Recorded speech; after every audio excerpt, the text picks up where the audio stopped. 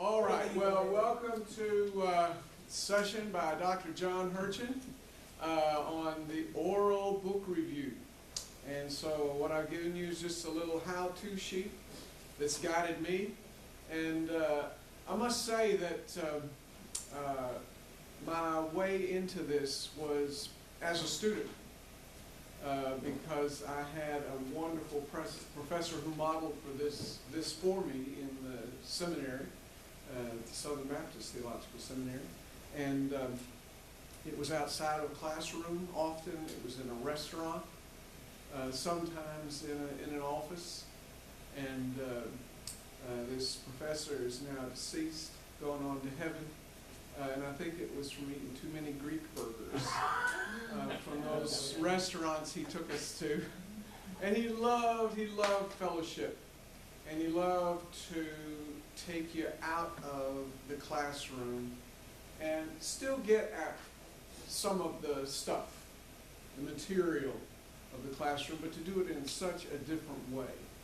And so I served as his grader and grad assistant for a little while, and so I got my share of Greek burgers too, and leading these book reviews.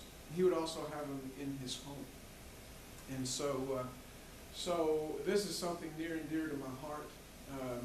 Why is it so? Well, not only the personal stuff that I just told you about, but under zero.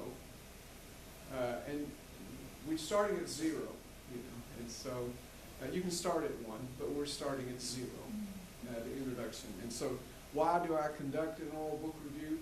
As I go through these, think about possibilities of the things you teach. Is there a reason sufficient that you would say, well, I'll do those I'll begin to do those as well. It allows the professor to get students engaged with the world of the New Testament, its history, social world, theology, and even implications for belief and life. And so if you're like me, you want students to engage with the subject matter. And this is just another way to get at it. Second, it allows students to practice and develop their best writing and oral communication skills. Now, this is important for us as well. It's important for us to model it in every handout and in every lecture. But we want to have students to grow in these skills as well. And so again, it's another way to do that. There's a writing component to what I do, as well as an oral side. Third, it allows both professors and students to get out of the same old classroom. And if you've ever had a student in spring raise their hand and say, can we go outside and have class? There's something, I think, that all of us wants to break out of the ordinary. And so this is a good way to do that. And fourth, it allows both professors and students to gather in smaller groups where names, and for professors this can be a challenge, especially if you've got 25, 30 plus students, where names and personalities emerge more easily. Of course, names and at least personalities will emerge in classrooms. But not fully. Sometimes the personalities that emerge in classrooms,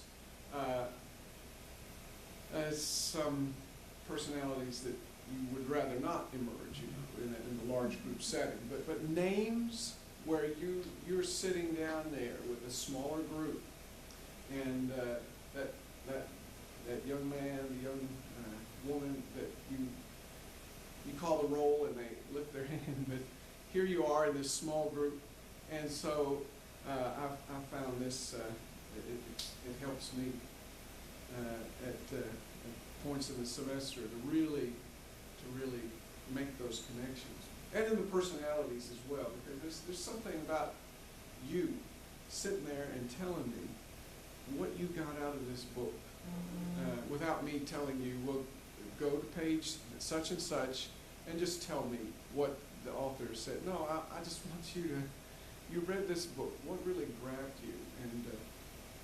And so those are 4 reasons. looking at those 4 reasons, is there any reason you could not conduct an oral book review? Even in, Oh, we do it all the time. do it all the time? Okay. What kind of classes? Voice science, performance practice, all kinds of opera. Okay. Very good. All right. I guess I've done very basic ones. I teach ESL, so lower levels, just even reading children's books and talking about those sort of things, synopsis, giving their thoughts, but nothing is extensive. Okay. Well, okay. Professor Anderson. Usually not book reviews. I kind of emphasize more research-based, so it's actually, this is why I chose this, so that I can find more about book Yeah. reviews, because sometimes when I tell them research, instead they give me a book review, and so I need to be able, you know, Yeah. so What sometimes. is a book review? Yeah. Right, exactly, so Yeah. sometimes I want a book review, but most of the time I don't, so. Okay. Yeah, and I have a class, well, that we switch out teaching from time to time, but when I do it, Art of Reading the Bible, the heart of it is an interpretive essay. And here's the tools and Yeah, this would be really helpful. but then, for my social but I media. also do a book review there as well. Well, a couple, but then one I try to really do like this, so that I can kind of do both. Really hammer the research side, but then get at the other side. And actually in that class, Art of Reading the Bible, I got this nice book by the guy who did the Message Bible called Eat This Book. I've seen it. It's wonderful. Thomas? I don't do book reviews at all, but I wonder how, and I know that they get to choose a book, so there's a personal interest, I'm guessing.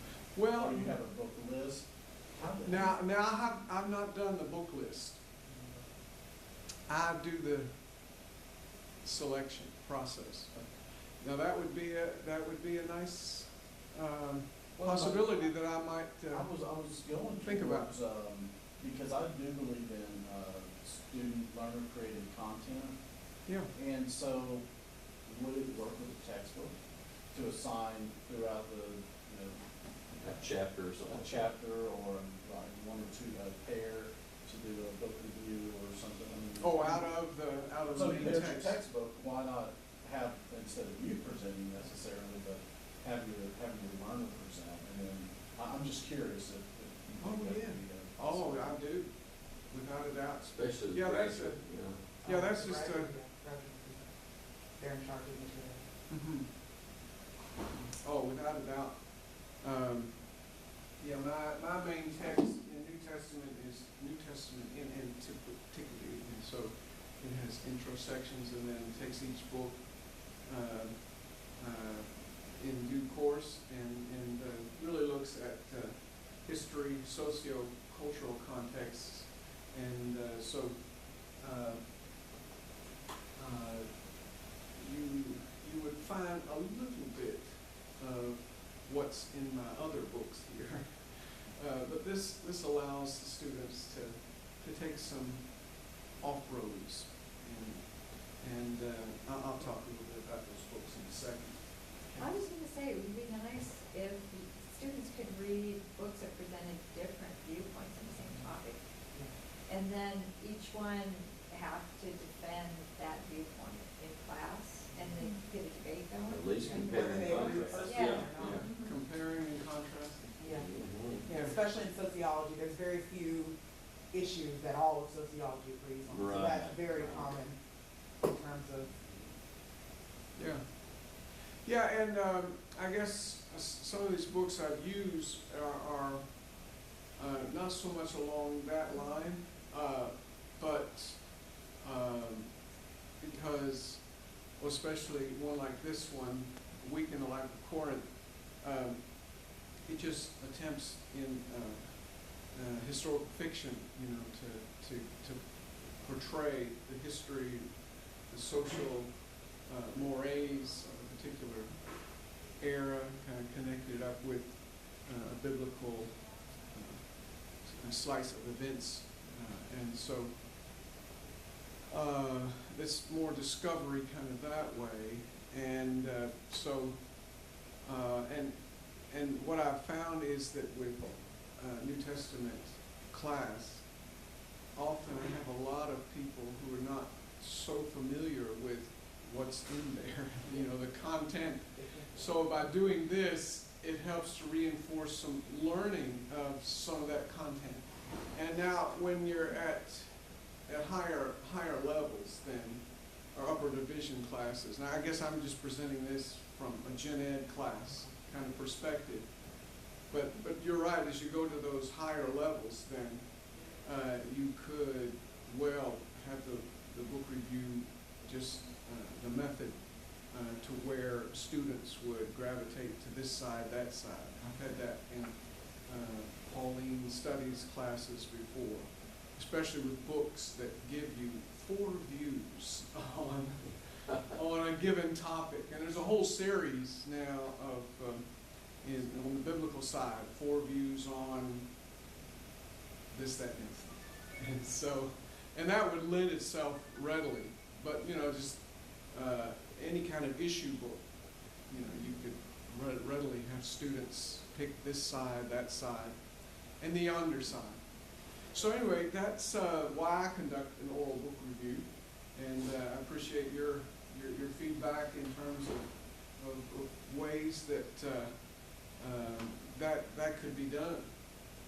Now, what do I put in the syllabus? Well, I try to put as much information as possible. As you see written here, I just say that we're going to work through 2 books. You'll read 2 books, and there will be an oral and a written aspect to both of the reviews. The written, as you see, is worth 45 points, and so maybe it's the English major in me, but coming back to haunt these students, I guess. I don't devalue. I don't put any lack on the written component. But 30 points, I do want there to be oral presentation as well. And so now I've seen it done where it's all oral, and that's good. And my professor did this as well. But I just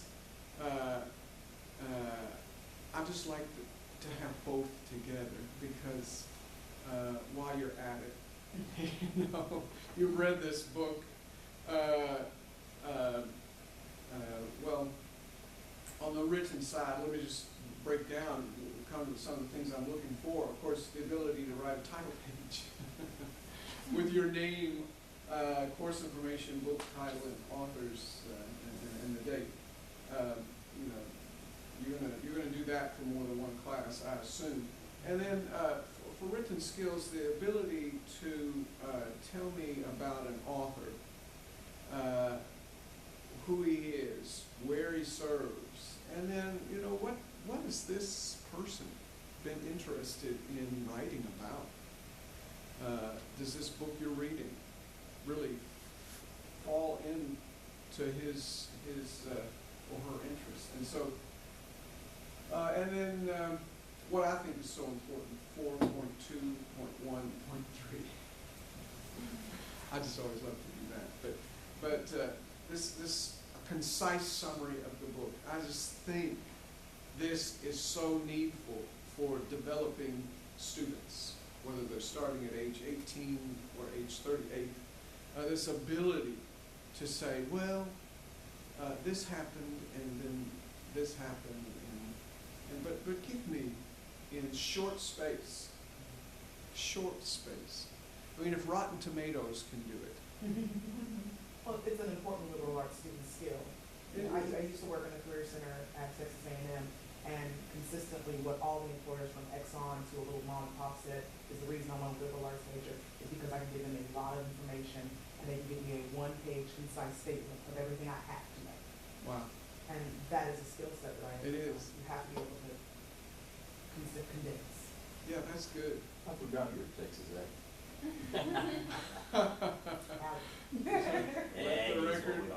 Let the record state, and there's, most people from Texas are proud about it. If they're not, they're probably not Texan. They're probably. They beat it into its freshman year.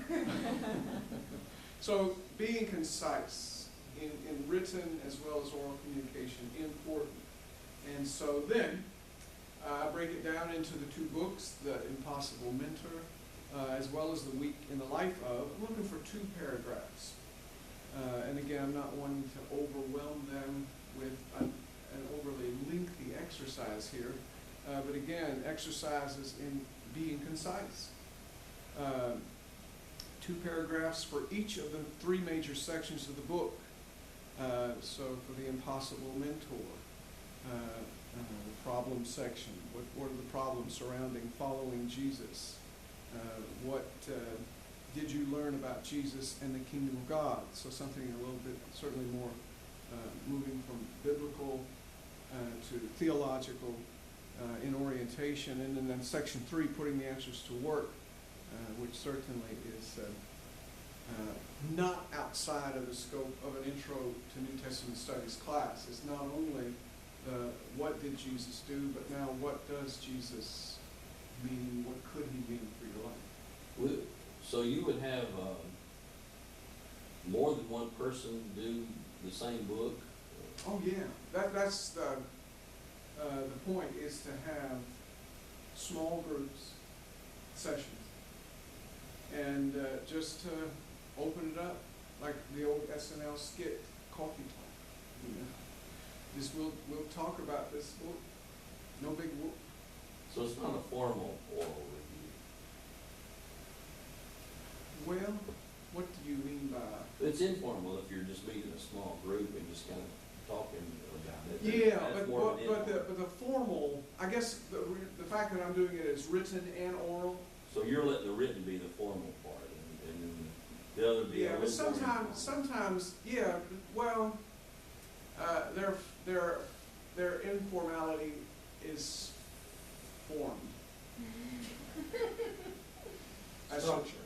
You're So talking they about can't read, structure. they can't read from their book? No, well, they can. Oh, they They can. can, yeah, there's a little note in there that they made. And so what I wanted to bring some structure to the oral thing, because I've seen, and this is why I gravitate this way, Mhm. because I have seen sometimes the oral review kind of devolve into other things.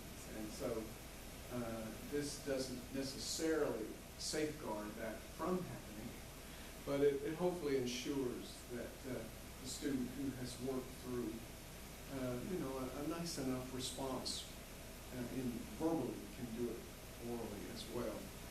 But now, that's the nice thing. There is, while I'm talking about a formed informal experience, I also love it when the truly informal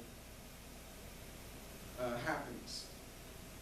And that's with the students who are really tracking with the book, that they're able to go off of, and when I get a hold of their papers and start, processing them, that's when I really understand that they were not only working off of the more formal piece, but their ability to recall In the average stuff set, from the book and truly make it kind of an informal. And I love it when that happens as well. But yeah, how many small groups would you have in a typical class? just a moment, sir. Just a moment, sir. Yeah, I will. Okay, you'll I'll answer that one.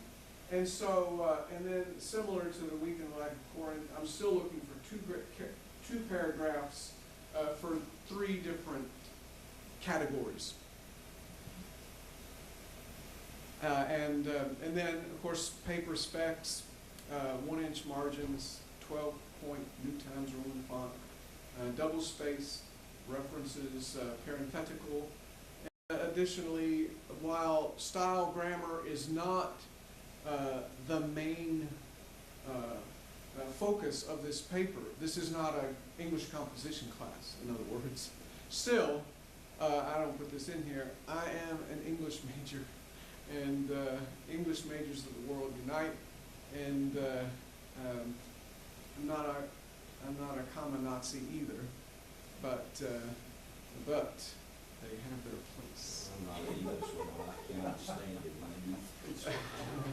So at any rate, and then I give a little emphasis, and again, whatever you would want to highlight in a written book review, place it in the syllabus. There's some things that you might add to this,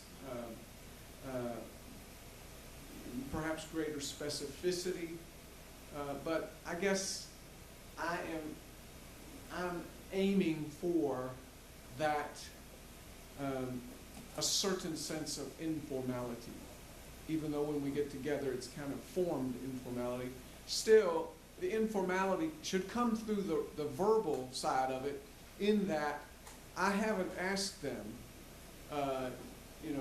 entirely specific things, but in this particular section, what really grabbed your attention, why, and so even though it's in written form, basically, I'm wanting them to tell me what they tracked with, what they learned, and on the oral side,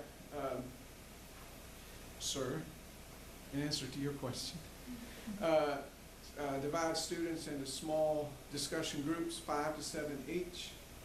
I've had smaller, I've had larger, because it just turns out, just to get everybody in, because there are stragglers. But I aim 5 to 7, and we meet on appointed times over a 3-day period, and I give enough options. And this does mess with your schedule. I'm here to tell you.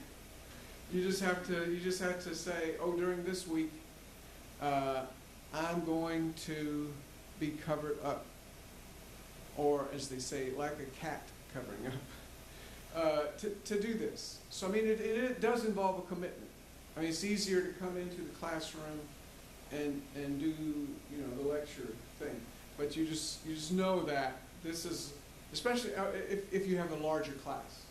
Now, if it's smaller, ain't no thing, but if it's larger, like with 30 to 35 students, and you want 5 sections, do the math.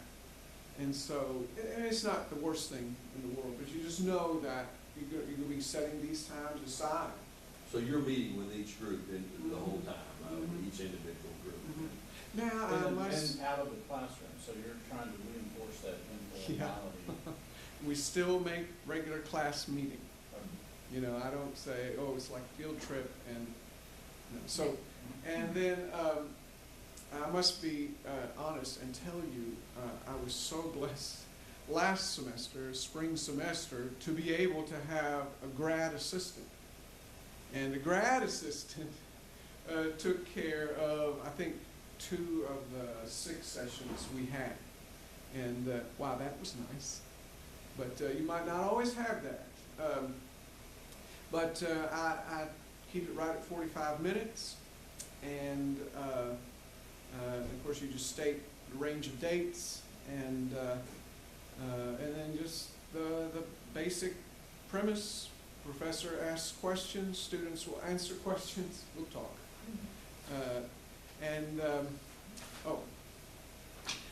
Three is how to prepare. Simple.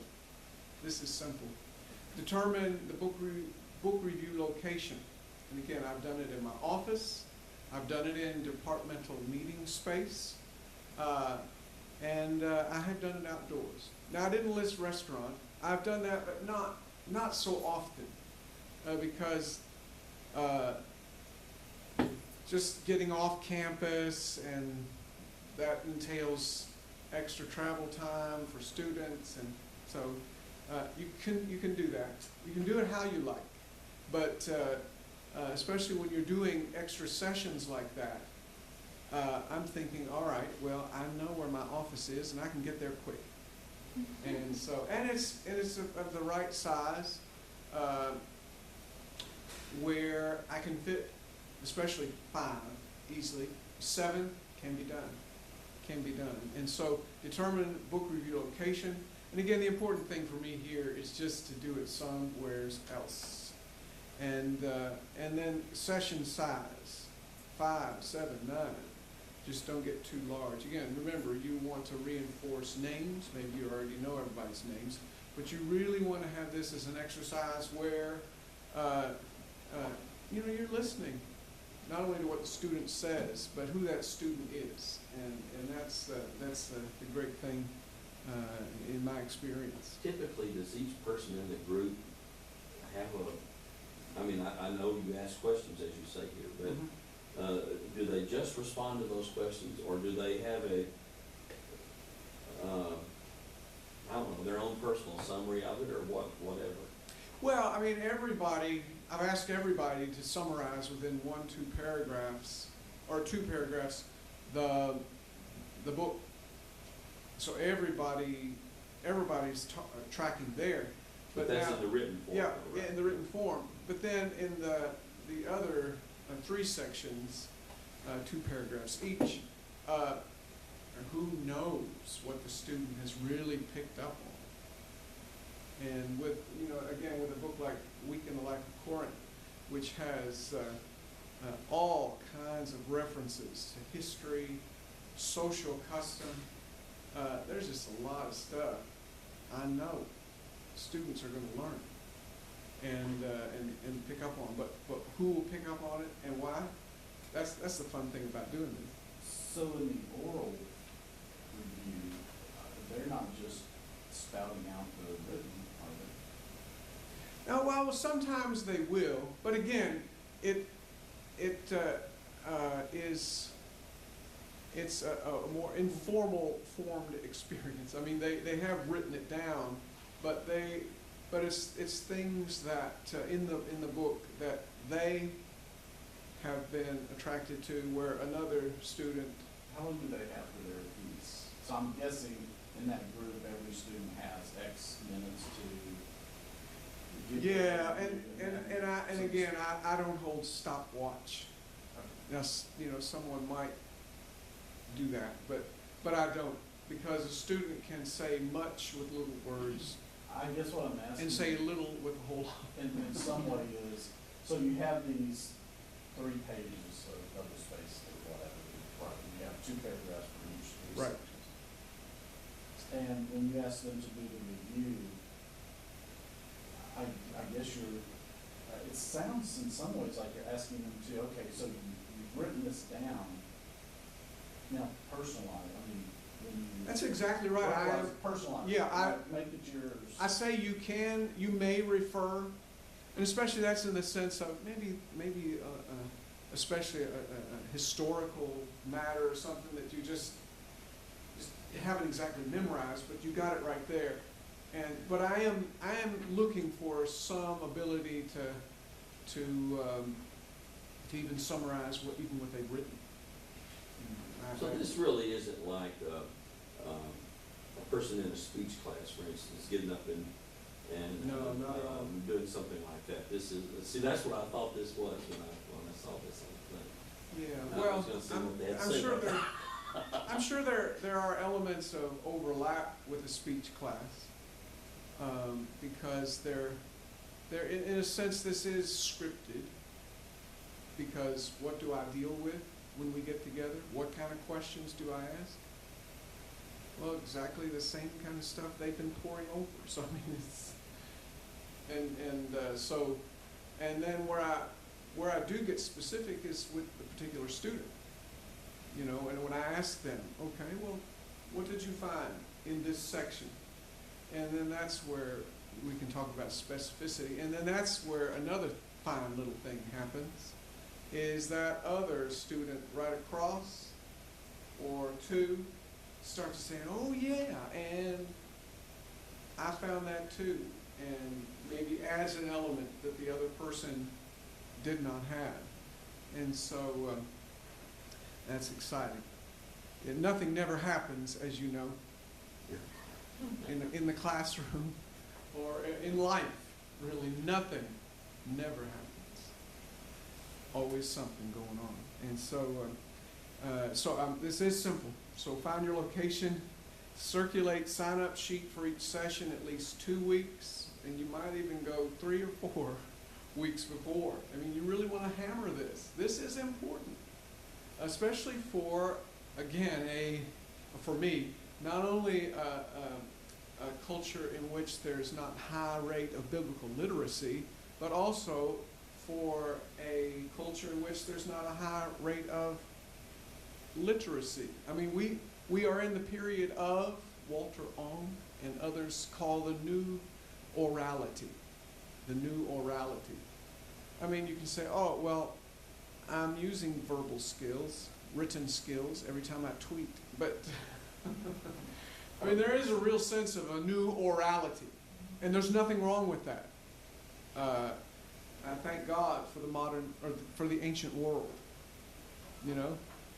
They may have raised families a lot better than the typical U.S. American family in terms of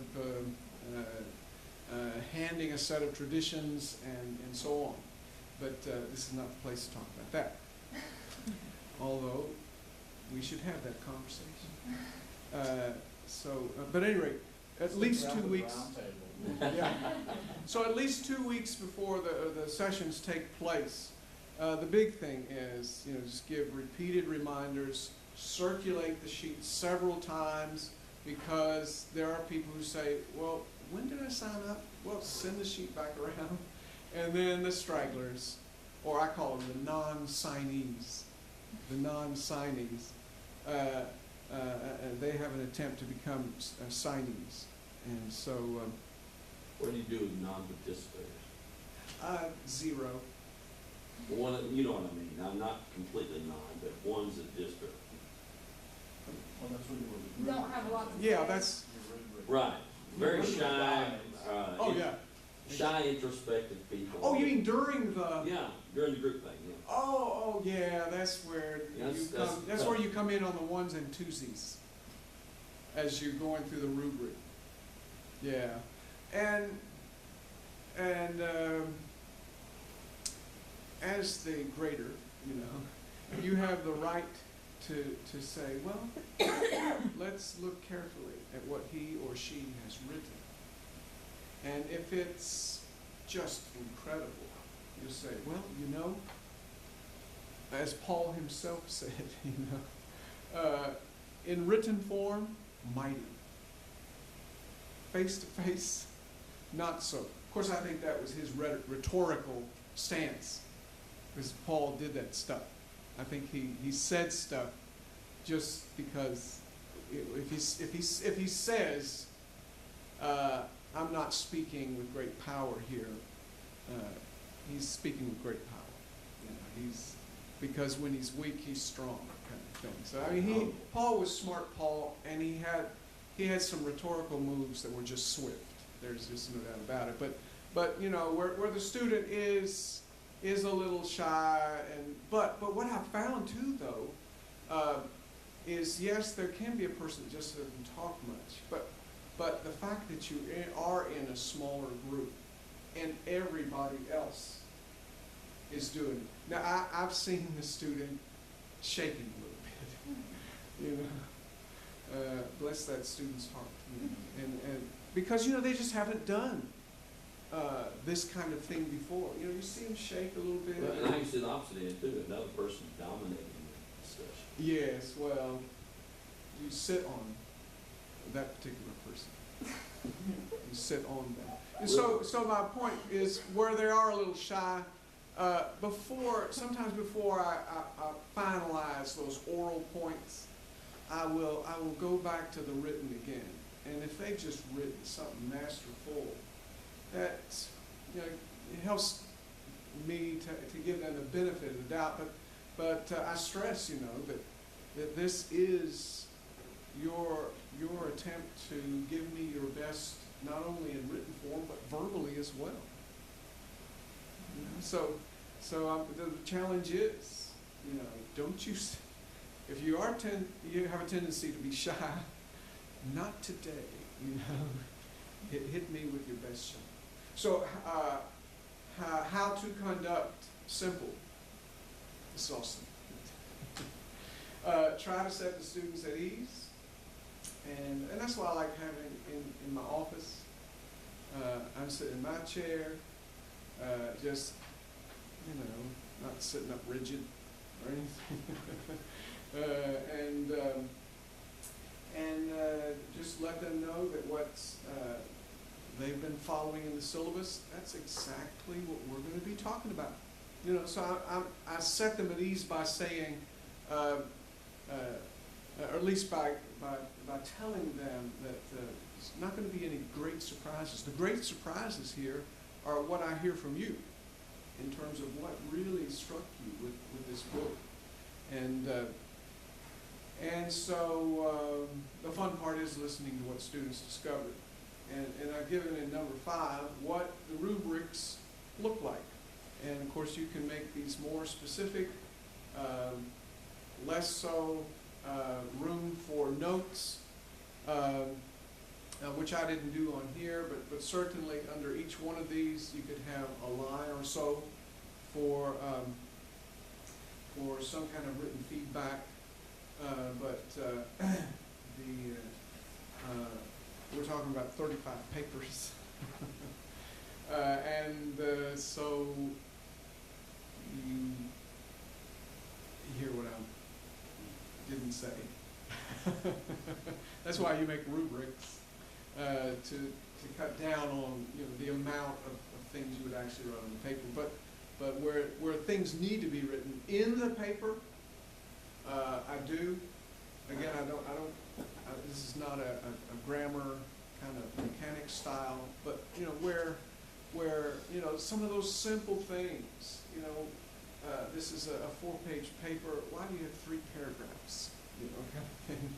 Or those kinds of issues. So at any rate, I have found it a great way to get to know students better, and I think a great way for students to get at some of the content of the New Testament, perhaps in ways that they might not. Now I know, especially having just traveled a lot this summertime, everywhere I've gone, it's just always in the back of my head, especially as I plan to go, and then when I got there, you can't go everywhere. I'd love to go. And so I've got a textbook that takes me everywhere. And not every student reads the textbook. I probably shouldn't have said that. You may not have heard that before. But which brings up a point. I'm asking your expertise. When I've had oral presentations in class, the problem that arises sometimes is that lazy student who doesn't do the work. And rather than just, well, great, what can you do to get that person to, or do you have any suggestions? Get that person to be more involved. Well, that's a good question, how to get a student more involved. I think the reason I'm making this presentation is because it is a way to get them more involved. Because there is nothing like the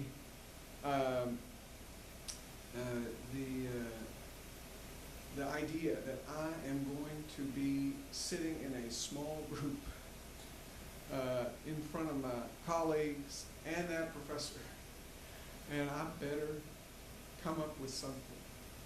Now, of course, there are the lazy persons, and they try to pull something off, even in the oral book review, and even with the written side, trying to pull things.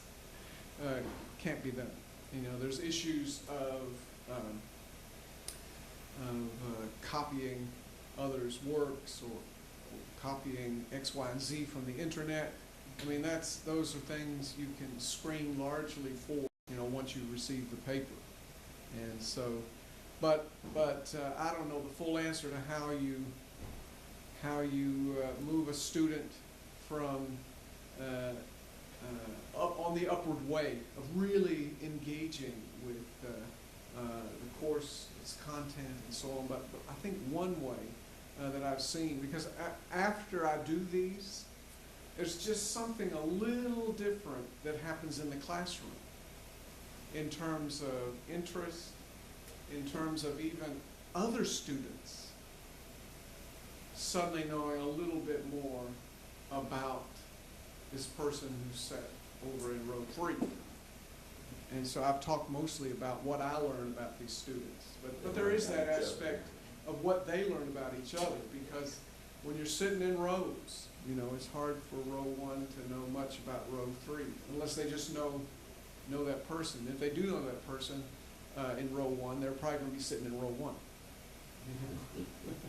And so the point about knowing that you can't go everywhere on the map, and you have to be strategic about what you pick. Don't pick anything too arcane.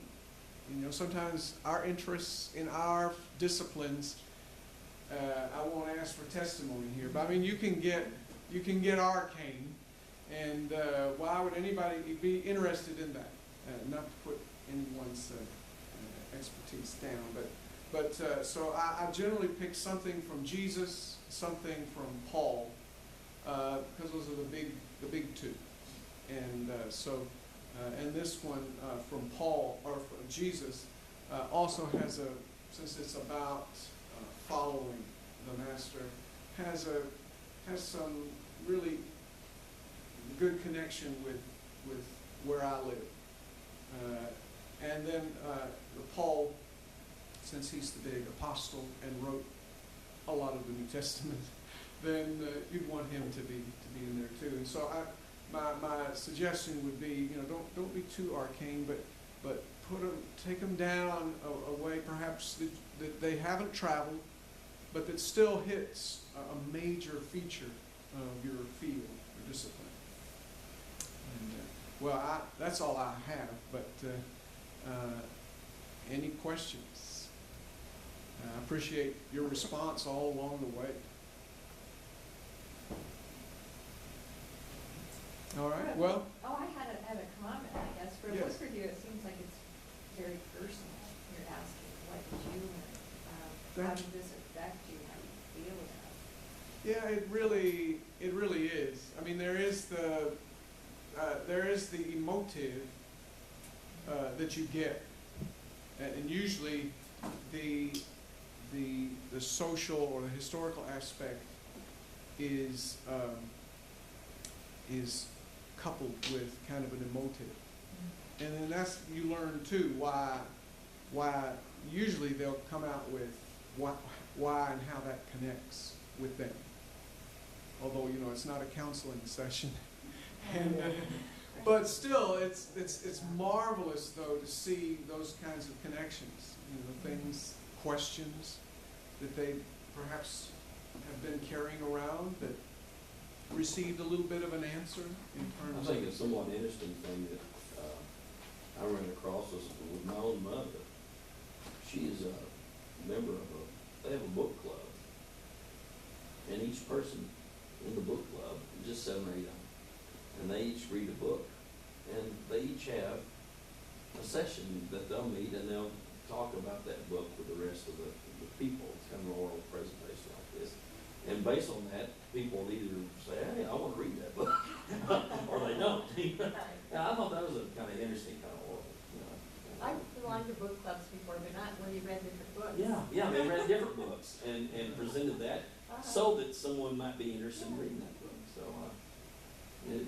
my mother is an avid reader, so she reads all the time.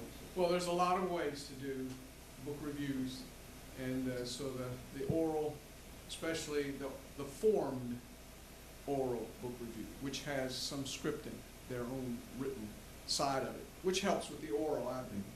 Well, these tend to be like what you were telling her, more emotive they tell what their gut feeling about things. Yeah, uh, yeah. will be and stuff, Yeah, rather but I don't than ask, formal. I don't ask for Yeah. too much gut feeling, Mhm. because first I want to know what they tracked with.